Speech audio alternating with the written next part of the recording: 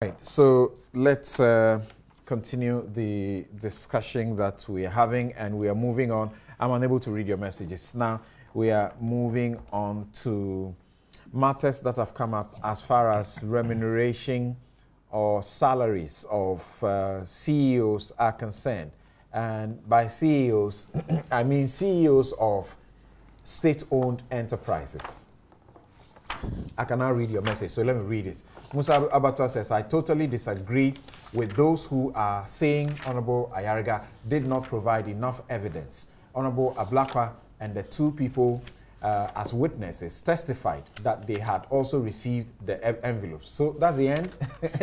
And then Achu in Enyam, Achu Anyam in Ho, in the Volta region says, I am appealing to the leadership of Parliament to control this nuisance MPs in order to maintain law and integrity of the House. You're talking about those who were almost at blows in the House, right?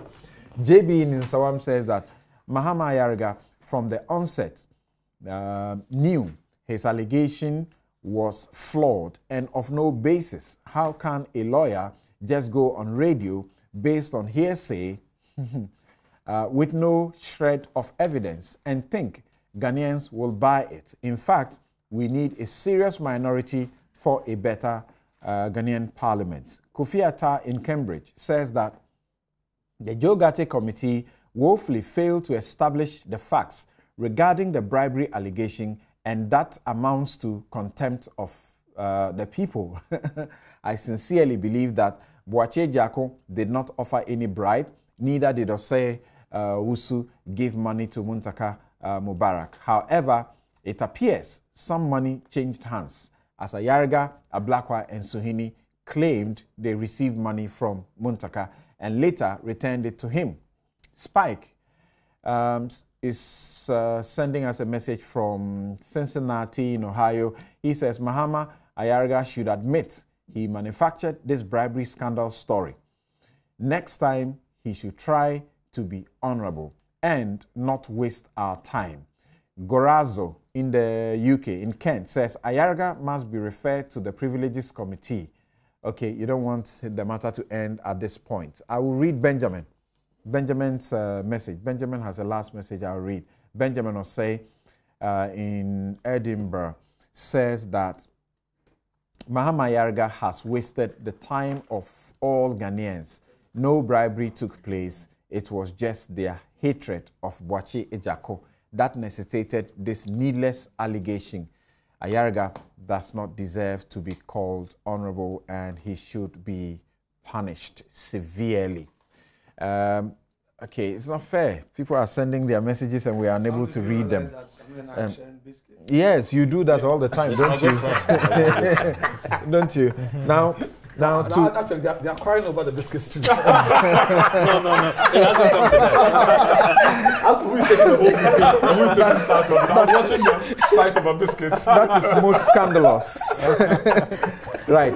So let me begin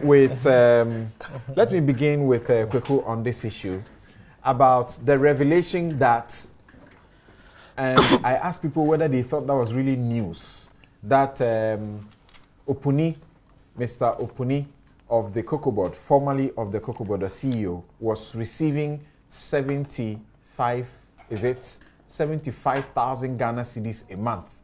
That is before tax as his salary. And that's generated all the debates. Was it news to you too? It wasn't the fact whether it was news or not. Okay. That disclosure. What was the purpose of it? Ghanaians ought to know. Come off it. Come off it. If it's a serious issue, let's interrogate it and look at it broadly. But look, let me be honest with you. Mr. Hackman also is one of those I have huge respect for. Yeah. I have to be honest. He's a gentleman's gentleman. And I have dealt with him over the years, and I think he has impeccable integrity.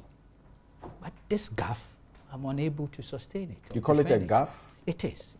What was it? Board chairman, you've taken over a place.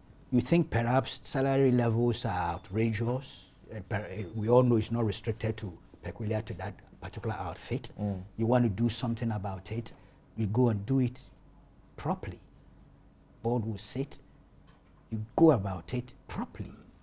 That disclosure, for me was like play on the keyboards of people's emotions. And then reason doesn't come in when we are discussing such things, only emotions. I've told you, this kind of matter, when you throw it into the streets, the masses win. But that's not the way to solve it. And why shouldn't they win? Isn't this outrageous? So you go about it, you see, it became over-personalized. Even the matter became over. Then others went for other bodies. Salaries.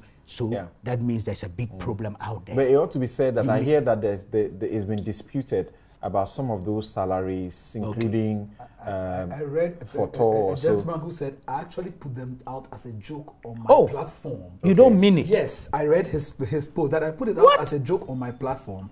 And by the time I realized, journalists were quoting me. Okay. Yes. So he's written to say, this was my joke, guys. That the governor of the Bank of Ghana was taking close to 100,000. And other people, actually someone was taking 100,000 Ghana cedis a month. Yeah, he said, I meant it as a joke. But somebody did it as a joke. Yeah, I can't believe this. I'm shocked. Yeah. I'm shocked. He says he's claiming ownership of it. He adds his name. Okay. That I meant it as a joke on the old school platform, and by the time I realized the journalists were quoting me. Well, I felt there's no source. There's no source to the Right. information. But that is why you don't start a discussion, even if it's necessary, desirable, and meaningful, the way it was started by the board chairman. That's my candid opinion. I'm so sorry saying this. It hurts me, and I know he will not be happy with me. But I have no choice. I have to state my mind. If we think this is an issue, and some people say it's an issue, the lack of equity and those things, these are very major issues. Let's look at it. Let's deal with it in a very, very well-informed, serious manner. But I don't think the approach was for a board chairman, honestly, to do that disclosure in the way, the manner it was done. Especially when that particular entity itself is on the radar of investigative bodies. So you are not careful, the context, people will get it wrong. Might be thinking you are talking corruption, necessarily. Okay, so might that not have been the purpose?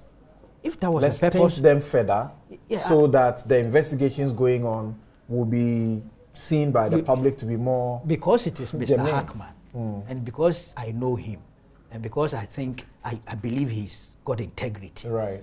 I'm unable to buy into that. Okay. Though, I will not challenge those who want to speculate in that direction, because it's out there. Yeah. But I'm unable to pin such a negative You're right. thing I've dealt with him, and it's difficult gentleman. to say that he would do that on purpose for political capital. But President Kufour, for example, says that we shouldn't be in a hurry to jump into conclusions about this salary. But we have to discuss the issue, shouldn't we? Yes, we Is have to. any CEO or DG in a government, enterprise deserving of up to 70,000 a month as salary?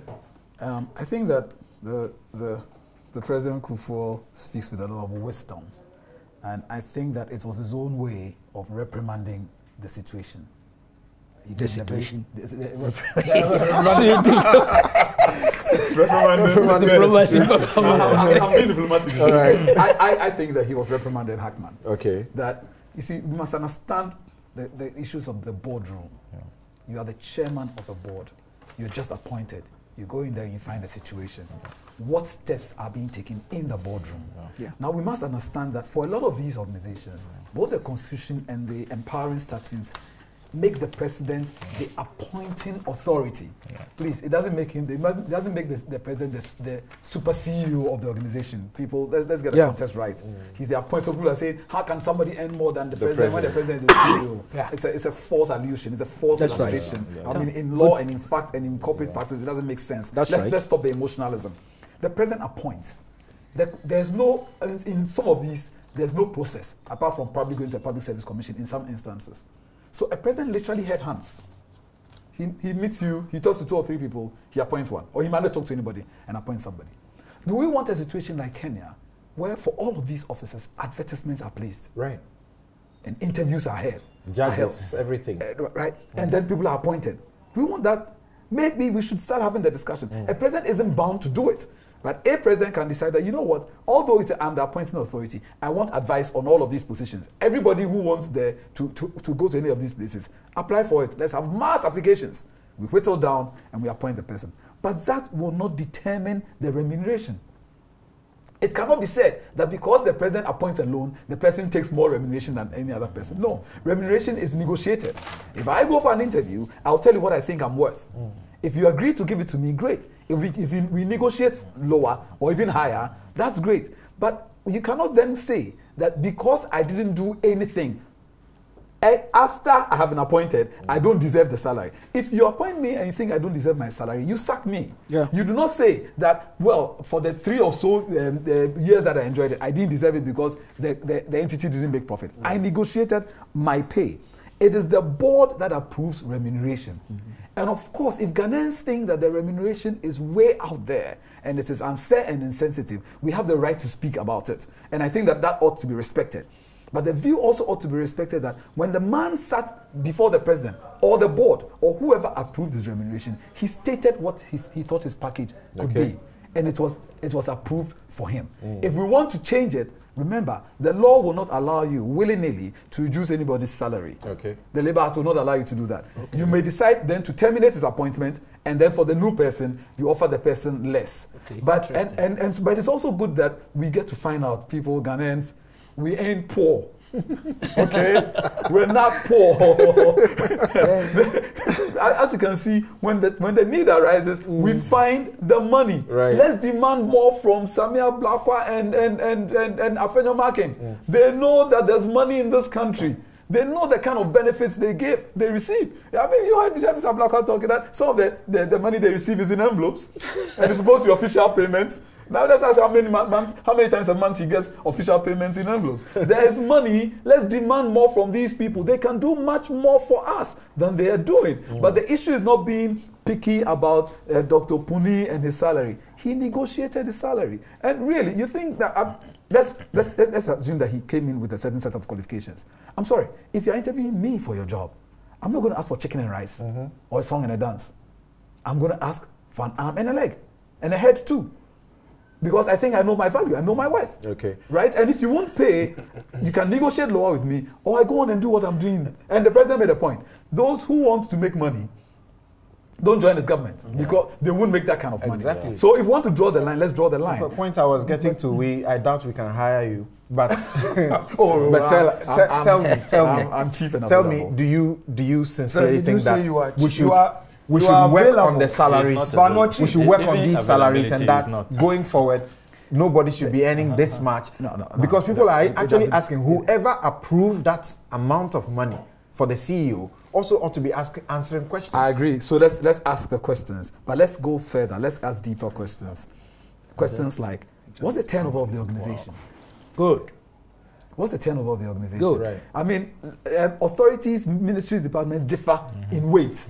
Are we going to say that we are under this system where we are going to legislate a certain flat, whether your organization is one that makes money or it is just an implementing authority, there's a flat rate. That will not make sense. But ladies and gentlemen, if you pay peanuts, you hire monkeys.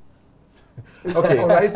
Now let's listen to this. Let's listen to the Honorable Hackman also Ajiman briefly.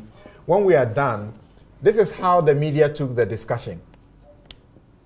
The media went to farmers to ask them what they thought about the pay. I see. Let's hear what they have to say. So, let's hear them and come back. Hey, is that what happened? Sure. We must be careful in this. It's $15,000.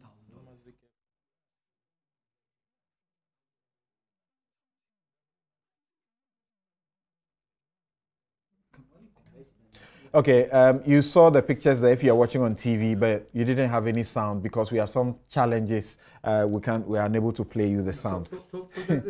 So let's look at these things in context, organization by organization. Yes, I can see that for the Ghanaian who is taking less than 1,000 cedis a month, this looks humongous.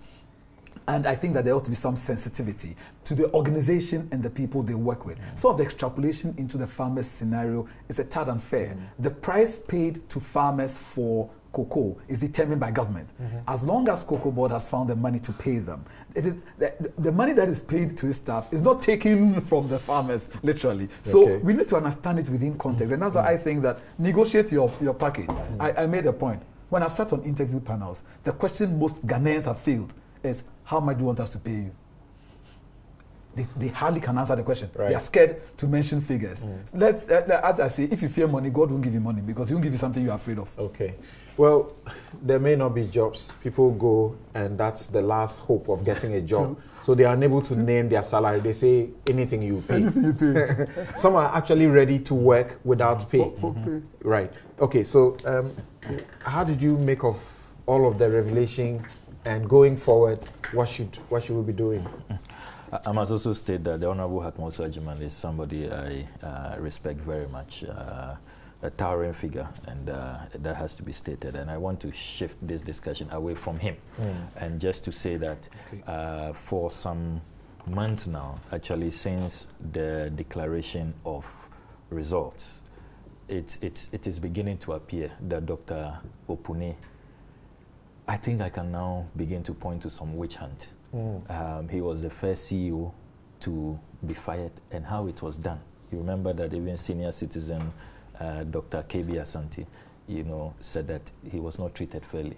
He was invited to the Flagstaff House, stayed there virtually the whole day, then received his letter. They gave him his letter that even that he should vacate post. He was not even given time to go to the office and pack out and all of that. Since that day, I am aware that every day he's facing one probe or the other. If he's not at the CID, he's at the BNI, he's at IOCO.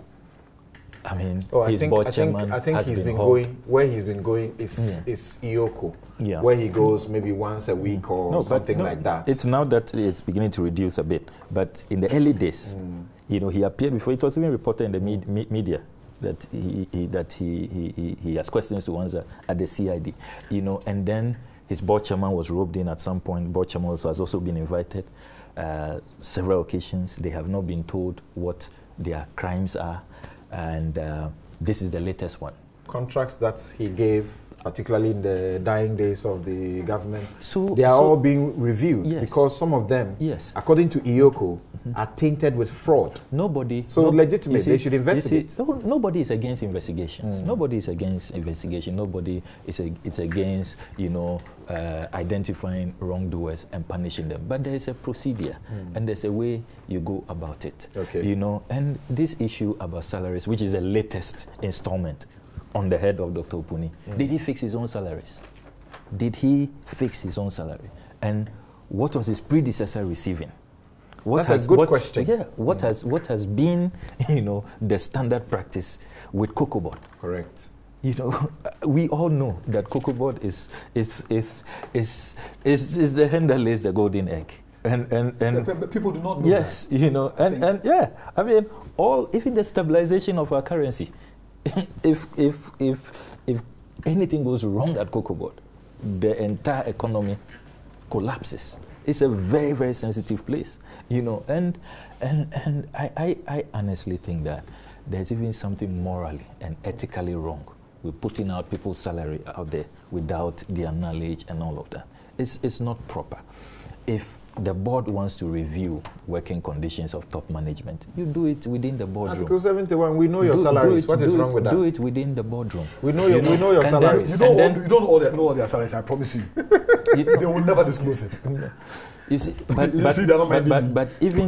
even that, did you try to find out? Investigative journalists found that out. I didn't publish it. You understand? So these are confidential documents that we happen to have put exactly out, right? that you happen to transfer, and it happens. Every worker, has the right to determine whether he wants you to know his earnings or not. Basic. Yeah, it's really fun. It's really basic. So. Honestly, I think that we should watch this Dr. Opuni space. Let's be fair to the man. And I agree with His Excellency President John Kufour that we should not be in a rush to pass judgment. Okay. Let's take him through due process. Right. And if there's any wrongdoing, let's identify it. If anybody must be held accountable, yes, let's hold in the the person end, accountable. I have questions to ask the Honorable Hackman Oswajiman. If the salaries are not reduced in the end, because that should be the aim for this particular disclosure, because he says he's appalled at it, he's outraged at it, he thinks that it is so unconscionable. So in the end, if the salaries at COCOBOD are not reduced for himself and for the other people, if they are taking a lot more, then I think that it will be unfair. Let's hear what he had to say, and then we'll hear the farmer too who had an answer about how much the COCOBOD CEO should be paid. We will rationalize expenditures and establish modus for moving the industry forward. For example, I really believe, we believe as members of the board, that we have to look at all manner of procedures in the board, including making dramatic cuts in the salaries, the wages of the top management. And even, Mr. President, after dramatic cuts, they will be higher than the highest under Article 71 of the Constitution. That is what the sort of situation we are dealing with. The thousands and hundreds of thousands of farmers, and we shall so do, Mr. President, and revert the situation whereby those who produce cocoa will benefit from it. Huge indebtedness, and I mean huge indebtedness of the sector of the cocoa board is something that we really have to tackle.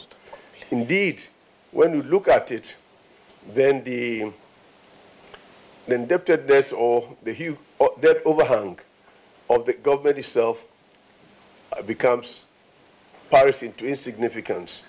But we have to start do that. Farmers at our level, our livelihood, there is a problem with it. You go to some villages and even look at the standard of living in the village, and you ask yourself, you are the producer of the cocoa and a regulatory body that is supposed to champion your welfare. You see the executives taking this amount of money. When we hear some of these things, in fact, we didn't know. So when it came to us, some of us were just asking ourselves, why on earth should one person take this amount at the expense of the ordinary poor farmer? So we really want, fine if they are serving our needs and they are taking that amount, we don't have much problem. You think as it stands they are not? Definitely not. We do have major problem in the industry that they need to address. Input is one of the problems. The way we are distributing inputs in this country, when we started with the free fertilizer, it was a nice intervention actually. But the question we kept asking ourselves was that, will every cocoa farmer get the inputs? Okay. Honorable Markin, what do you have to say? Council, the media can do and undo you. With the greatest respect to the views expressed by other panelists, I beg to disagree with them. After hearing with my own ears what Honorable Hackman said. First, he never personalized the matter. He said, and I quote, they intend as a board to rationalize expenditure, to establish the modus of moving the organization forward, and that would include, and he said that would include a dramatic cut in the salaries of top management. He also talked about huge indebtedness and some debt overhang. Now, I agree. It is not when he was speaking to the press at the presidency he disclosed there was the salary. a subsequent interview. It was an interview he granted on City. Yes. Okay, You've so played. All right, go awesome. ahead. The interview on City was a follow-up where he dealt with the specifics. Yeah. Okay. Now, the specifics that he addressed would not change the interview he granted at the presidency. So let's go back to the main issue. I agree that we cannot use public sector wages to determine how much people should earn in the private sector. And in fact, in looking at this matter, I looked at Article 190(1)(b) and 191C, which define public service, which says that public corporations other than those set up as commercial ventures, that is in trying to define the scope of public service.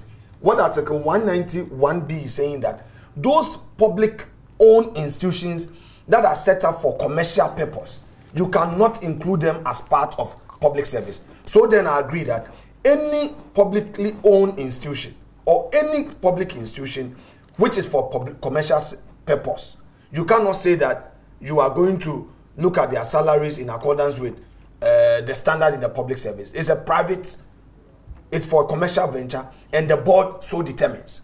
However, in a private enterprise where balance sheet is highly geared, you have a stressed environment with your finances. It is expected that austerity measures will be put in place to ensure that you don't collapse the establishment.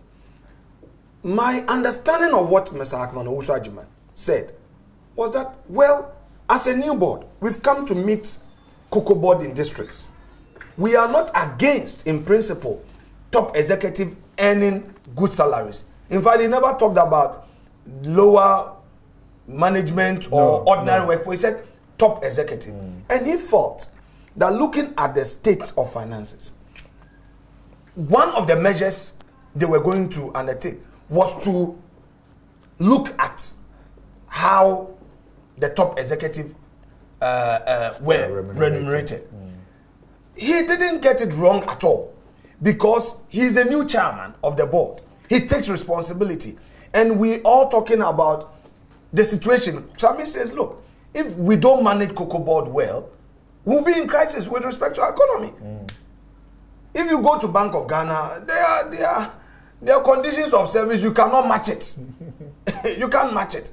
But because they perform a particular function... Are they a commercial enterprise, Bank of Ghana? Do they earn income? Senior, that's a good question. They keep our money. It's not like a commercial bank. Senior, I will answer your question this way. Bank of Ghana has not been included. Remember, I took Kojo Gadra.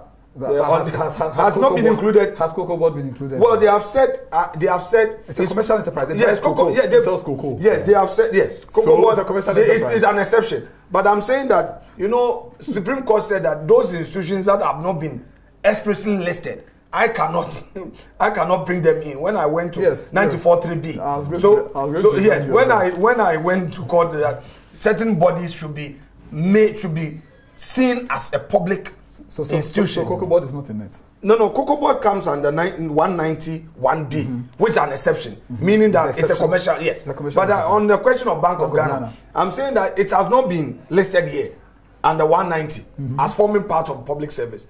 It's not here, but we can infer. Of course, it's a public institution, but they have their own exceptions. How is Honorable Hackman going to slash the salaries of existing employees?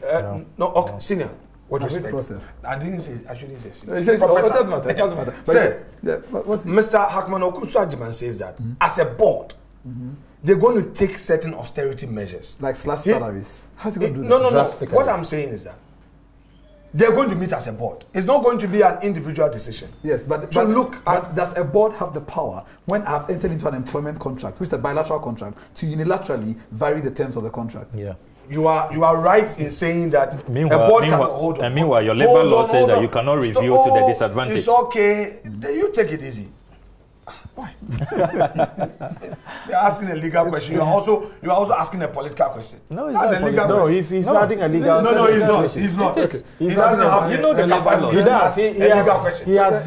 No, he's asking a political question. The point is that I agree that in law, where there's an agreement, there is an agreement. And please conclude for me on how much you should earn.